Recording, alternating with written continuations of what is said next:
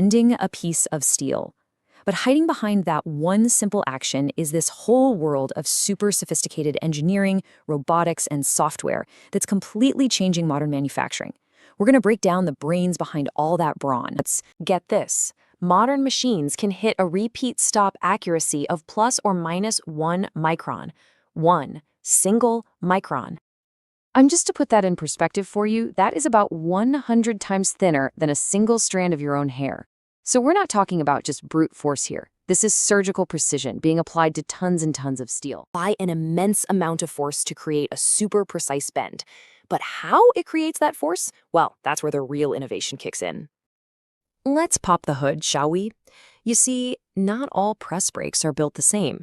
The engine that actually drives the machine, what we call the drive system, comes in a couple of different flavors, and each one is really optimized for a different kind of job. The two most advanced are all-electric and hybrid. On one hand, you've got the all-electric Diamond BB series. This one uses an AC servo motor and a ball screw drive. You can think of it like a quick, agile sprinter. It's perfect for those smaller, high-speed jobs that need absolute perfect repeatability. Plus, it's clean and quiet. Then, on the other hand, you've got the Diamond BH hybrid. This thing is the heavyweight champion. It combines that same fast ball screw for quick movement with a seriously powerful servo-hydraulic system for the actual bend, delivering up to 250 tons of pure force. And the way this hybrid system works is just fascinating. It's really the best of both worlds. First, that servo-driven ball screw brings the ram down with incredible speed. Then, right at the moment of contact, the powerful servo-hydraulic system kicks in to deliver that massive force you need for the bend. And then, and this is the really clever part, it uses stored energy from compressing nitrogen on the way down to help lift the ram back up, which makes it amazingly energy efficient. So, you've got this incredibly powerful, incredibly precise machine. That's great. But how does a human operator actually control it without making really costly mistakes, especially when you're dealing with complex parts? Well, this is where the machine's intelligence really starts to shine. It basically acts like a co-pilot for that the machine itself should become the teacher. It's an operator support system that's designed to turn pretty much any novice into a confident expert by guiding them through every single step. So the first big hurdle is just setting up the machine. Now, instead of trying to read these complex diagrams, the Vitary system projects a life-sized one-to-one image of the tool layout right onto the press brake. The operator just has to place the physical tools right where the light shows them. It's so simple, it's fast, and it's pretty much error-proof. And before a single piece of metal even gets bent, the operator can watch a full 3D simulation of the entire job.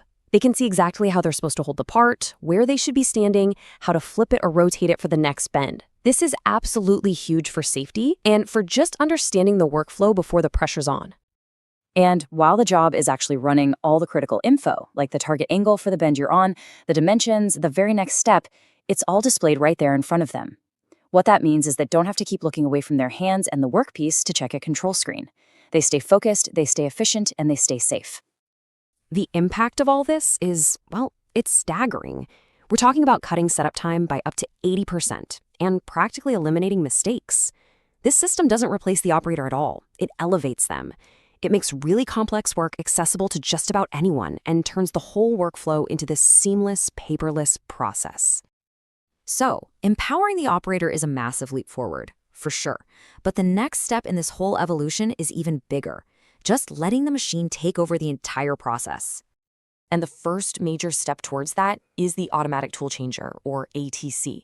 Just imagine this. You finish one job, and instead of an operator spending the next hour setting up for a totally new one, the machine just does it itself. A big manipulator arm goes and selects the right punches and dies from storage, it cleans them, and it places them perfectly in the press brake. This kind of automation is a direct answer to one of the biggest challenges facing manufacturing today. There's a real shortage of skilled operators out there, but at the same time, there's a need to produce a high mix of all these different parts in low volumes, and to do it quickly and efficiently.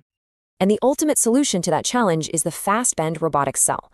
In this setup, a press brake is paired up with a dedicated robotic arm that just handles everything. It picks up the part, it performs every single bend, and then it stacks the finished piece. It can even change its own grippers for different jobs. This is true lights-out manufacturing, just running continuously with almost zero supervision. But here's the thing. These amazing machines, they don't operate in a vacuum.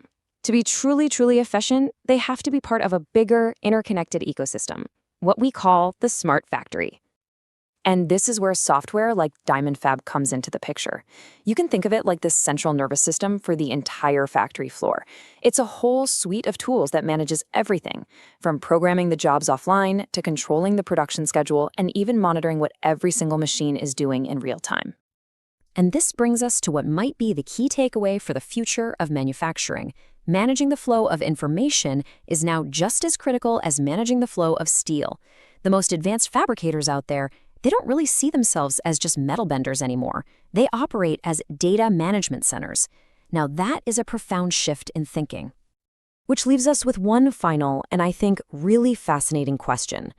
When our machines get so advanced that they can set themselves up, perform the work with superhuman precision, and even teach their human partners, what does that free us up to do?